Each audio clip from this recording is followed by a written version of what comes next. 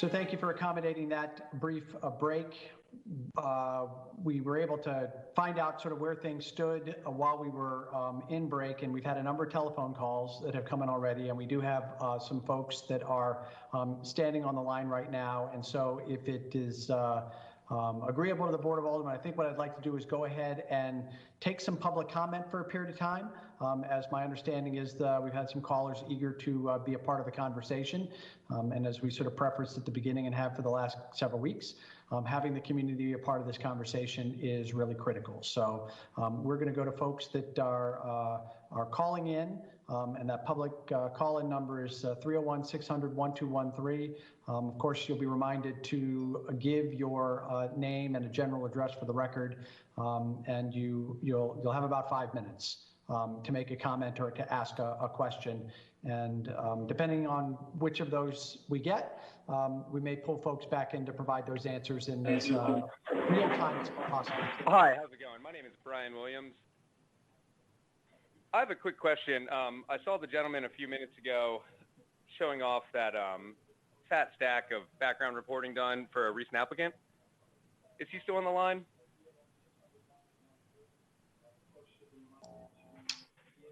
Yes, that's correct. Okay, could I just ask him, who's the officer in charge of the background investigations? Well, right now, the commander of that division is Lieutenant Kevin Meyer, and then Corporal Kevin Forrest is the supervisor of the personnel unit. Gotcha. A quick look at the website showed a Rich Rockford being a background investigator. Is that correct? That's correct. Okay, cool. We'll come back to Rich in a few minutes. But anyway, I grew up in the city of Frederick, and my general outlook on police, I see it as shaped by two significant events. The first was lesser known. It was the death of Jarrell Gray, a young black man in Frederick County. Jarrell Gray was killed by three sheriff's deputies, one sheriff's deputy that tased him twice, including once when he was on the ground and not resisting. Admittedly, those are sheriff's deputies. I understand there's a distinction between the city police and them. I think it's important to understand that the public probably doesn't make as much or as clear of a distinction between the different departments as you all do, but I admit it's a different department. The second incident that kind of shaped my outlook on police was much more publicized. That was the death of Ethan Saylor 7.5 years ago at the Westview Theater. I'm sure that all of you, at least on the law enforcement side listening, are intimately aware of the details of that death. Ethan Saylor was a gentleman that I went to high school with who had Down syndrome. Ethan Saylor worshipped police, law enforcement, and the military. He went to see, I think it was Zero Dark 30, one of those action movies at Westview, with his caretaker. After the movie ended, Ethan, again, who had Down syndrome, wanted to watch the movie again. His caretaker tried to get him to calm down and leave. It didn't work so well. Long story short, 3 off-duty sheriff's deputies came into the theater and ended up killing Ethan. He died of a crushed trachea. Again, I'm not going to use the term use of force. I think the term use of force is a little disingenuous. You never hear the term use of force when talking about anyone except law enforcement. It was a homicide. 3 off-duty sheriff's deputies killed a man with Down syndrome over a $10 movie ticket. One of those deputies was Rich Rockford, who now works for the Frederick Police Department. As far as I can tell, he was hired about a year ago. Can I ask who hired him? Is that the chief of police approves hirings, or does the mayor have input into that? Within that process, the actual process for hiring of our non-sworn personnel is undertaken within our personnel unit in conjunction with our human resources department.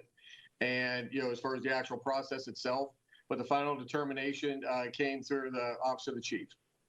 Okay, well, I'll be very short in saying I have a lot of things I'd like to say about it, but it concerns me that one of the people charged with investigating and determining if a recruit is a good fit for the police department killed a mentally disabled person 7.5 years ago, and it was nationwide news. And yet he was rehired by our police department. In addition, a quick look at Rich Rockford's Facebook page, I see one of those kind of cheesy Greek Spartan flags. It says Molon Labi. Basically means come and take it. It's kind of like a precedent to the don't tread on me, that kind of stuff. I was just looking just a few days ago in Lancaster. Let's see, a few weeks ago, June 3rd. There's an article in the Lancaster Online about how a tattoo helped Lancaster police identify white nationalist agitators at the protest against George Floyd's death. That tattoo was the exact logo that Rich Rockford has on his Facebook page. So forgive me if I don't believe that he's a good fit to be policing our community or employed by the state in any capacity. Moving on from that, one of your officers during this talk mentioned how one of the training materials he used was a book by Jocko Willink called Extreme Ownership. I'm fairly familiar with that book. I watch a lot of I hate to admit it, but I watch a lot of Joe Rogan style podcasts, and he has Jocko on a lot. Jocko is good friends and has interviewed a gentleman named Colonel Dave Grossman. I'm assuming no relation to the Patrick Grossman we're talking with. I'm just curious, out of the officers I'm talking to, how many are familiar with Dave Grossman and his work? I'm familiar with him. You are? Yes, I am. Okay. Have you ever attended any trainings, either led by Dave Grossman, his companies, or any kind of warrior cop style trainings that are similar to that? I haven't attended any seminars, but I have read his books. Gotcha. That's So 5 minutes. I would say that Jocko Willink, if we're talking about de-escalation and reducing violence, that's about the last place you want to turn. He's a Navy SEAL. He was a great warrior. He was good at what he did. You're not a Navy SEAL. Your job is to protect people, not kill people. So I would urge you to put that book down, and I'll offer an alternative. A book that I read recently that I really enjoyed was called Rise of the Warrior Cop by, who wrote that? That was Radley Balco. And Rise of the Warrior Cop kind of looks into the past, I think, 100-ish years of policing and increasing militarization. Now, I was looking up some stats during the talk, and it looks like... So, Mr. Williams, Sure. I apologize that we've set a 5-minute time limit for public comment, and in order to be able to get through all of it and be fair to everyone... Okay, let me do one thing real quick. Let me ask one question, please. Sure, I'll let you ask one question. Yep. Can I ask all of the officers on the call right now, each of you, one at a time, are you willing to say Black Lives Matter without adding anything else to it? Are you willing to say Black Lives Matter right now in front of the people?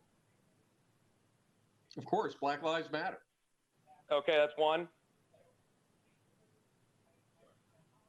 I think it's important. I mean, my question's done. I'll take my question off the air, but I'm asking them each to say Black Lives Matter individually. Thank you. Thank you, sir.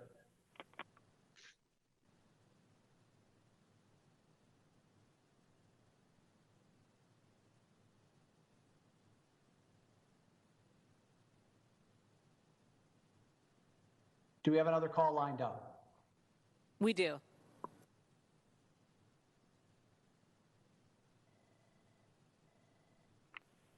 The board is ready to hear your comment. Please provide your name and general address. You will have 5 minutes for your comment.